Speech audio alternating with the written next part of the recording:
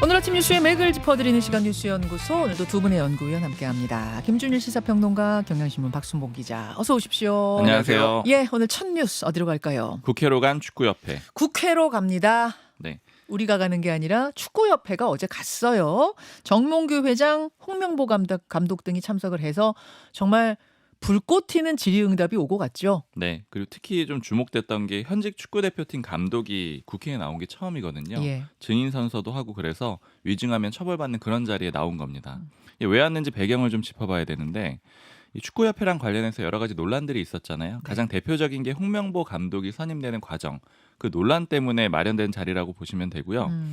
지난 2월에 클린스만 전 감독이 경질이 됐거든요. 네. 그때 성적도 안 좋고 불성실하다 이런 지적들이 있어서 그 이후에 축구협회가 외국인 감독을 물색 중이었어요. 근데 그러다가 돌연 이제 국내파인 7월 초에 홍 감독이 낙점이 됐습니다. 이 과정이 좀 석연치 않은 점이 있었다라는 거고요. 근데 이걸 사실 좀 더 거슬러 올라가 보면 클린스만 감독도 투명하지 않게 데리고 와서 그 사달이 나지 않았느냐. 근데 홍명보 감독도 또 이런 거냐, 이제 이렇게 된 거죠. 네, 그 부분을 팬들이 특히 문제를 삼았던 거죠. 예. 특히 홍 감독이 될 때는 원래 외국인 감독들이 거론이 됐었거든요.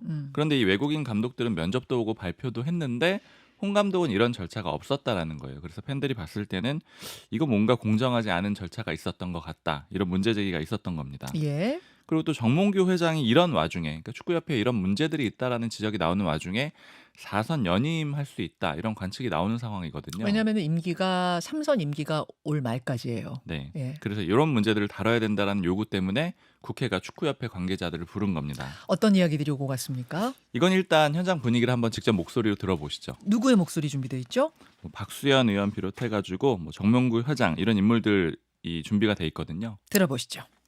정몽규 증인은 이런 감독 선임 절차에 관한 국민적 의혹이 그냥 의혹에 불과하고 전혀 하자가 없다, 이런 주장이십니까?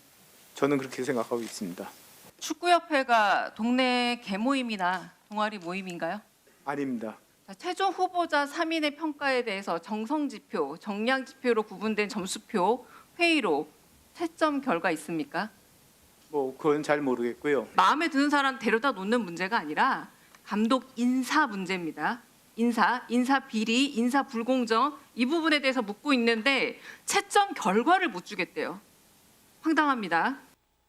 예, 박수현 의원, 강유정 의원의 질의응답, 정몽규 회장의 답변 들으셨는데 여야가 모처럼 한 목소리로 질타를 했어요. 네, 그 좀 이례적이어서 그 전재수 문체위원장이 총평을 하기도 했거든요. 뭐 이런 얘기를 했어요. 첨예한 이슈를 놓고 싸움이 맨날 벌어지는 곳인데 그간에 자신이 3선 의원이지만 오늘처럼 한 목소리로 질타한 건 처음 봤다. 예. 이제 체육계가 좀 각성을 해야 되고 변화도 해야 되고 반성도 해야 된다, 이런 지적을 했습니다. 그렇죠. 여기 표현한 대로 여야 모두 비슷하게 지적을 했거든요. 이제 방금 들으신 그런 포인트들이에요. 그러니까 지금 축구협회가 개모임이나 아니면 동아리 모임이냐 이렇게 지적을 한 거는 그 인사 과정에서 이 절차가 제대로 지켜지지 않았다라는 거고요. 과정을 좀 간단하게 말씀드리면 원래는 정혜성 전 전력강화위원장이 이 후임 축구감독팀 대표를 찾는 그런 과정을 하고 있었거든요. 원래 전력강화위원회에서 하는 거잖아요. 네, 그쵸? 그랬는데 돌연 사퇴를 해요. 네. 지난 6월 말에 사퇴를 하고 그 자리를 이임생 이사가 대신하게 되는데 네. 이 과정부터가 좀 석연치 않다라는 거고요. 왜 이런 과정으로 넘어가는 회의가 있었는데 그 회의 절차가 좀 깔끔하지 않았다라는 거고, 그다음에 이후에 감독 선정하는 과정에서도 방금 이제 들으셨던 대로 뭐 점수표, 회의록, 채점 결과 이런 것들이 온전하게 마련이 안 돼 있었다라는 겁니다. 이런 문제들을 쭉 지적을 했던 거고요. 그리고 아까 말씀드렸던 이제 정 회장 4선 연임에 대한 그런 질문도 있었거든요. 네. 근데 여기에 대해서 정 회장은 그간에 제가 해왔던 여러 활동들이 연임을 위한 것만은 아니다. 다만 신중하게 여러 뭐 심사숙고를 해서 결정하도록 하겠다라고 해서 가능성을 닫아놓지는 않았습니다. 할 수 네. 있다라는 그런 입장을 얘기를 했어요. 그리고 홍 감독 사퇴해야 된다, 이런 얘기도 나왔거든요. 그 조계현 의원이 얘기를 했는데 지금 이런 불공정한 절차가 논란이 된 상황에서 리더십을 제대로 발휘를 할 수 있겠느냐. 만약에 이 불공정한 절차가 확인이 된다면은 사퇴할 용의가 있느냐, 이렇게 물어봅니다. 그랬더니 특혜가 있었다라고 생각하지는 않는다, 뭐 이런 얘기를 하면서 뭐 사퇴의 의사를 밝히지는 않았습니다. 네. 면접은 사실은 중요한 절차 중에 하나인데 면접이 있었느냐도 어제 중요한 관건이었어요. 근데 면접했다. 어디서 했느냐? 빵집에서 했다. 네. 그 시간에 빵집 문 여는 데가 있느냐? 했더니 홍명보 감독 지인이 여는 빵집이었다.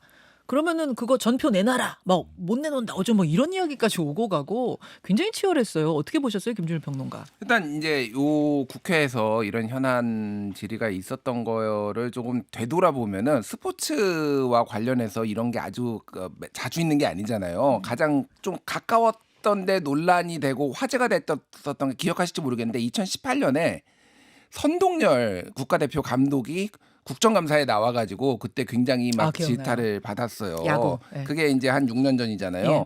그때하고는 분위기가 사뭇 다릅니다. 그때 이제 손혜원 의원이나 이런 그러니까 그때 아시안 게임이 있었고 네.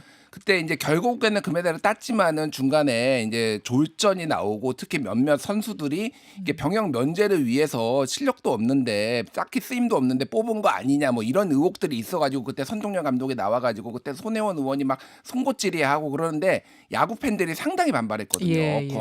국보 선동열을 저런 취급을 받아야 되냐. 그때하고는 분위기가 사뭇 다르죠. 그러니까 그때는 팬들이 선수나 감독을 지지하고 보호해주는 쪽이었다면 지금은 그 분위기가 아닌 게 달라요. 뭐 팬도 그렇고 국민들도 그렇고 정치인도 여야 할 것 없이 간만에 이렇게 합치된 거 제가 처음 봤습니다. 지금 여야 정치인들이. 그러니까 이게 조금 키워드들이 있는 것 같아요. 그러니까 제가 이제 뽑아 보면은 이게 이제 공정성 이슈가 하나가 있는 거죠. 이제 절차적 정당성이 제대로 지켜졌냐 안 지켜졌느냐가 하나가 있는 거고 또 하나는 이제 협회의 무능.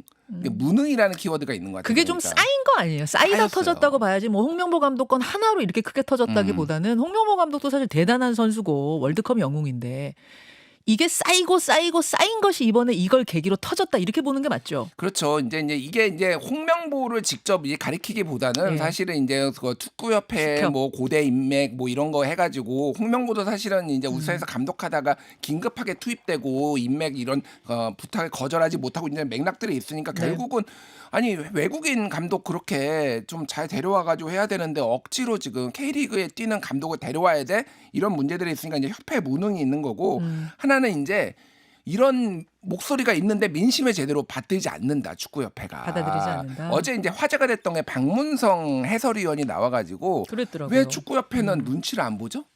이러면서 얘기를 했던 게 여기 체육관 선거한다. 국민들이 투표하지 않고 국회의원 눈치도 안 보는 이유가 여기 체육관 선거하고 자기들만의 리그가 있는 거다. 이게 문제다. 이런 얘기를 했거든요. 그러니까 이런 키워드들이 확실히 이제 분위기를 바꾸게 한 것 같습니다. 그래서 어제 이제 이임생 전력강화위원장이 사퇴하겠다. 뭐 이런 얘기를 했거든요. 그러니까 그때 이제 전력강화위원들이 이거 동의해달라라고 이제 이임생 위원이 카톡으로 이렇게 보내가지고 뭐 이런 것들에 거부한 게 이게 민영배 의원이 공개를 하면서 그게 궁지에 몰리고 그러면서 회유한 거 아니냐 그러면서 이제 사퇴를 하게 됐거든요. 근데 이제 팬들이나 분위기는 정몽주도 사퇴해야지 왜 이임생만 사퇴해?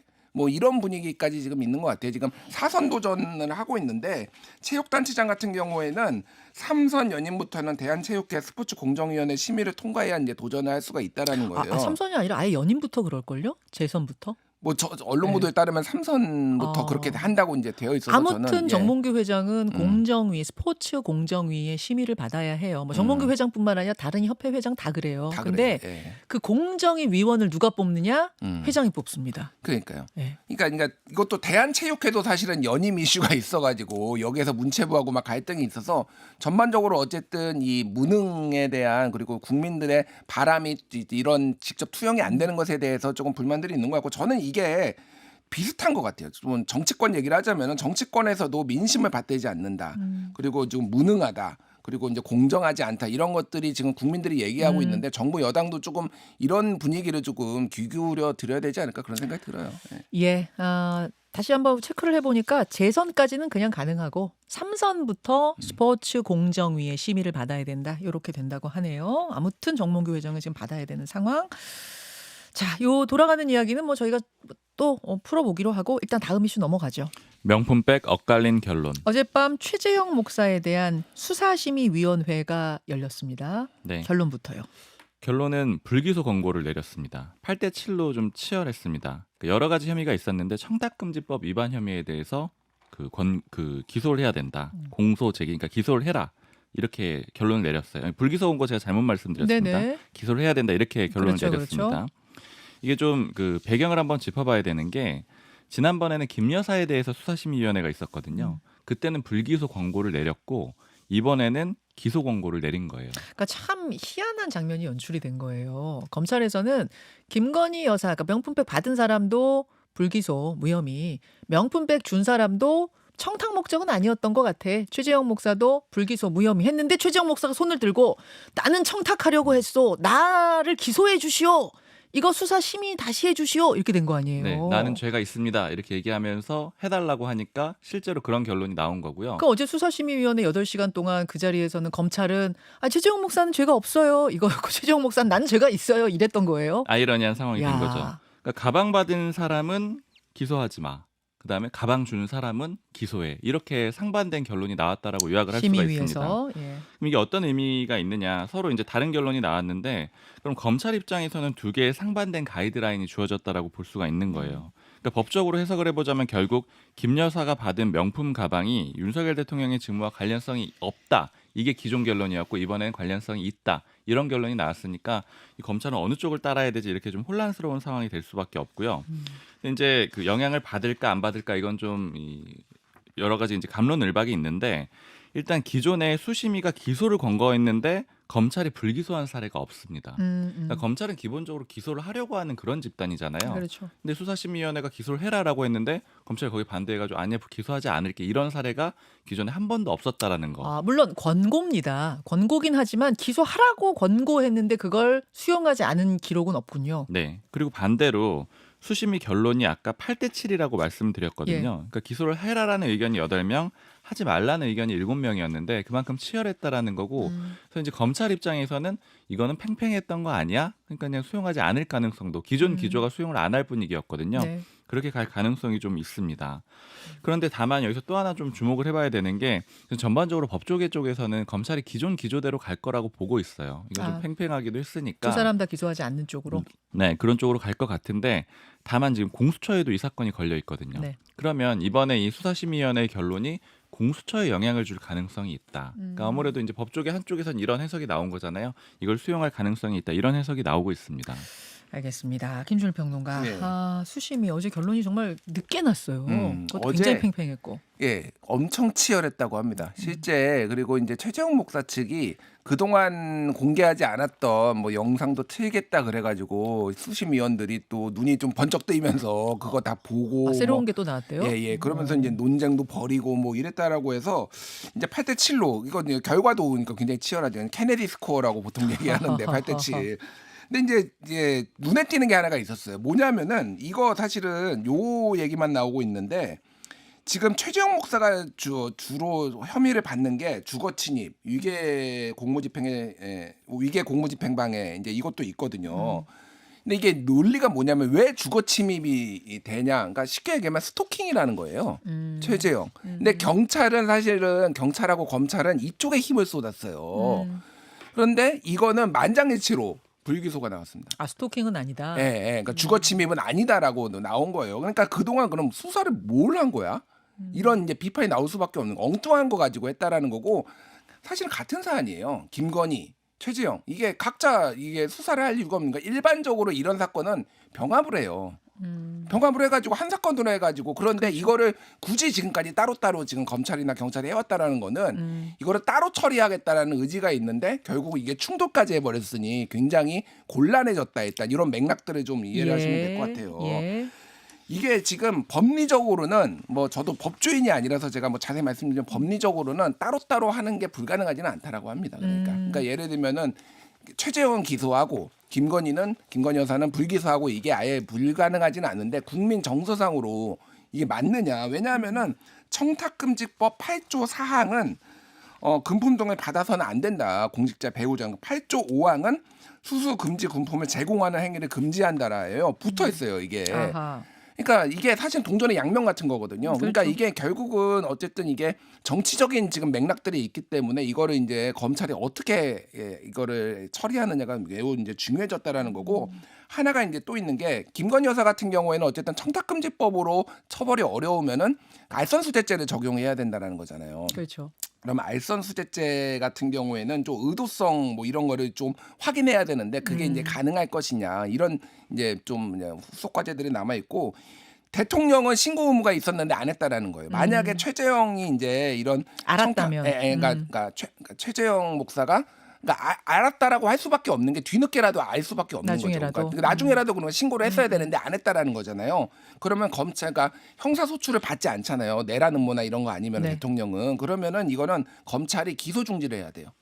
대통령 재직 임기 기간 동안 동안. 임기 동안 그러면은 검찰이 심우정 지금 총장 체제에서 대통령을 기소 중지를 해가지고 3년 동안 둘 수가 있느냐. 그러니까 되게 복잡해져. 검찰 입장에서는 골머리를 앓는 그러네요. 이런 사건이 돼버렸다. 예, 수사심의위의 어제 권고가 최재형 목사는 기소해라 쪽으로 나오면서 검찰이 상당히 고민스러운 어떤 결론을 내릴까가 주목되는 이런 상황이 됐다는 거 전해드리면서 다음 이슈 넘어가죠.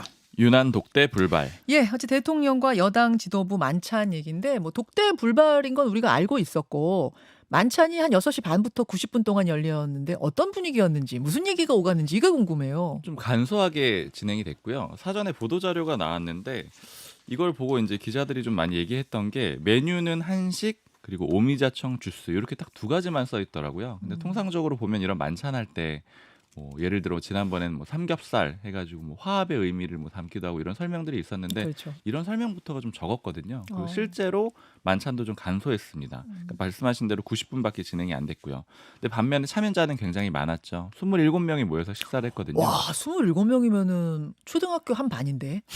어떻게 해서 이 요새는 그렇죠. 27이에요? 대통령실에서 대통령 포함해서 13명, 예. 수석 이상급들하고 이제 대변인 포함해서 나왔고요.